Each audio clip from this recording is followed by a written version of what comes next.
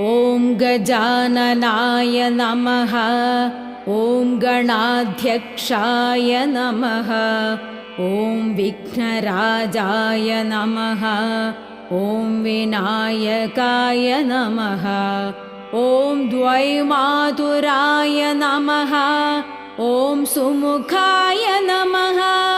ॐ प्रमुखाय नमः। ॐ सन्मुखाय नमः। ॐ कृत्तिने नमः। ॐ ज्ञानदीपाय नमः। ॐ सुखनिधये नमः। ॐ सुराध्यक्षाय नमः। ॐ सुरारिभिदे नमः। ॐ महागणपतये नमः। ॐ मान्याय नमः।